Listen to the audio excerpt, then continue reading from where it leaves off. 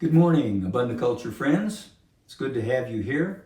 Today we're going to talk about a Hugelkultur planter. This is a really simple technology. It's been around for a long time. And the basic idea is that you use wood that act as a giant sponge. As they decompose and they're under your garden, they will hold moisture. Upon top of the wood, I simply put 100% compost. This is how we built our Hugelkultur planter. First of all, we laid concrete block. I find that's a really good way of making planting beds because it lasts forever and you can change things as you go. If you don't like the way that one works, you still have the blocks and you can move them around. They're pretty permanent. You don't have to worry about rotting and so forth. So I like the concrete blocks for this purpose. This particular planter is only 16 inches deep. So those blocks are 8 by 16. We laid the first row on their side. That means that the holes are in such a way that the water can pass right in there. We also put our Hugelkultur garden in a trench. We dug a large trench and we placed it where all the water goes. We did that by working the land and creating swales and berms that take all the water from that area and direct it to that trench. Now, we're in an almost desert situation, so that works nicely. Depending on where you are and depending on the amount of rain that you're dealing with, that might not be a good idea for you. But here in the desert, we need as much water as we can get. By laying the blocks on their sides, that lets the water into and underneath the planter, and that's what we want.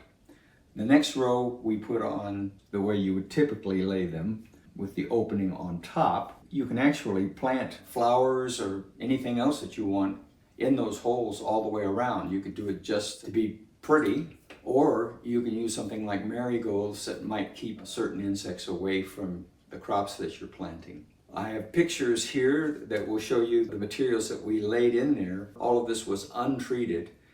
We used dimensional lumber, we used tree trunks, we used branches. The bigger the dimension of the wood that you throw in there, the longer it will take for it to break down. Basically, we just used the scrap that we had around and we filled that first 8 inches with that wood scrap. This is going to create a large wooden sponge. That's what Hugelkultur does for you.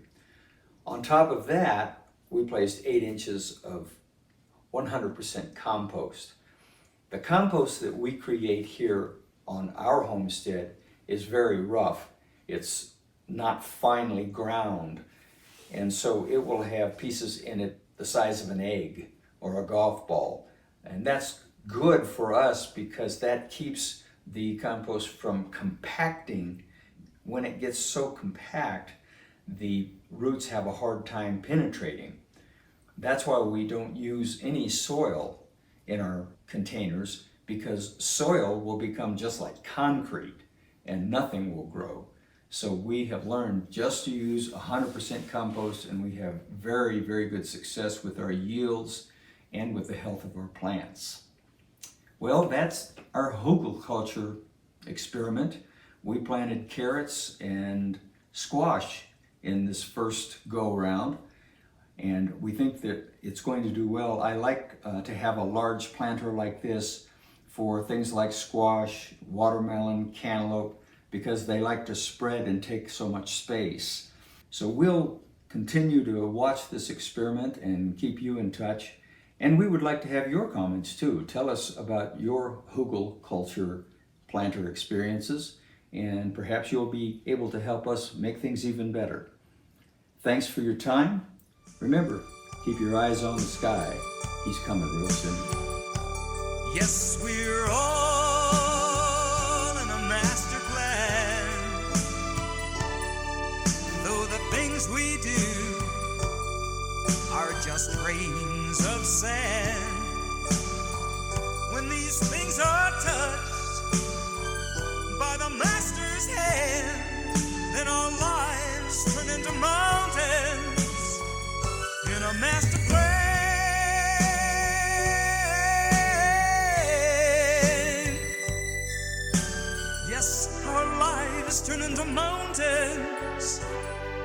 has to play.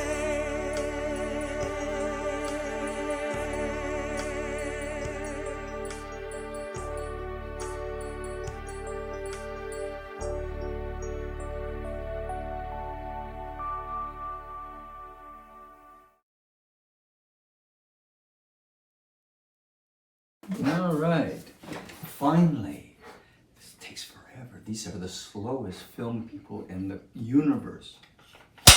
Ah,